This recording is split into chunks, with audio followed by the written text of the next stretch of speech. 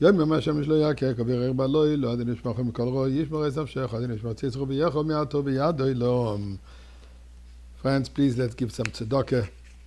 Thank the Eibishter for the miracles that we had till now, especially in Eretz Yisrael the last few days, and requesting and begging and demanding and singing that we want the ultimate miracle, revelation of Mashiach right now. It's after the 10 days. I say 10 days because yesterday we had the 10th of which was the fast day, so let's call it 10 days of, and we're still in exile. Does it, God forbid, mean that this is our destiny? Absolutely not. Listen to a fascinating discussion that the Gemara B'Choros brings about. There was a test of who is wiser. The man of Athens, which at that time was supposed to be the great philosophers, great wisdom, and Lahavdil ben Elef Havdalas, our sages.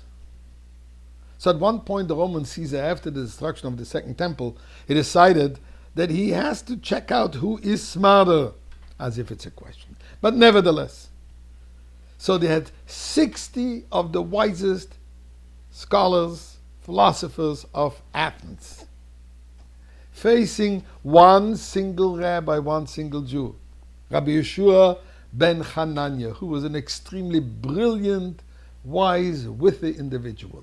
And he had to face 60 opponents. They riddled them with all kinds of questions and riddles. Each one of them more interesting than the other. Let me share with you one. And it says, the Gemara says the following. They brought him 2 eggs, identical eggs. And they asked him which one was hatched, laid by a black hen, and which is the one of the white hen. So Rabbi Yeshua said, one moment. He came back with 2 pieces of white cheese. And he asked them, which one is coming from a white goat and which one is coming from a black goat? Question and answer. As they say in Yiddish, was meint das? So listen to a beautiful insight of the Marash. And the Marash, Reb Shmuel Edel, says the following.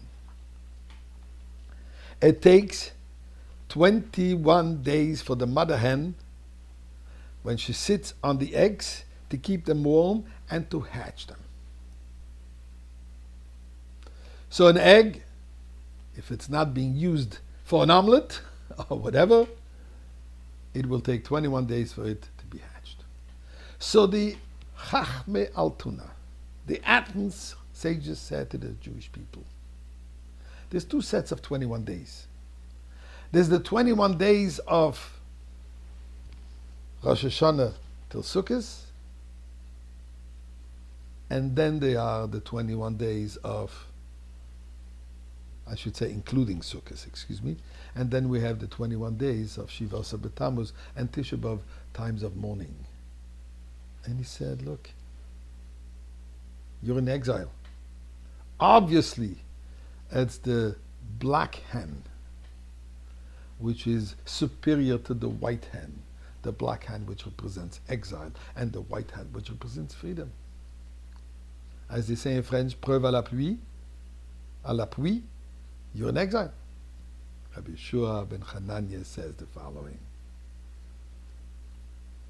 There's a white goat and there's a black goat. In the time of the temple, on Yom Kippur, we had to bring 2 goats.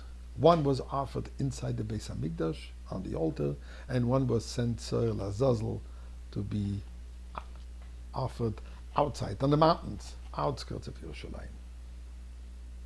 The white one represents our close relationship with God. The black one, although I should say that they had to be identical, both of them were equal, but that's the idea that he gives out. The black goat symbolizes a distancing between God and us.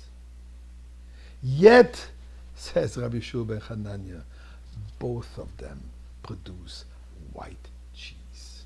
Even when we seem to be distant from God, or when God seems to be distant from us, ultimately, the relationship is not any weakened.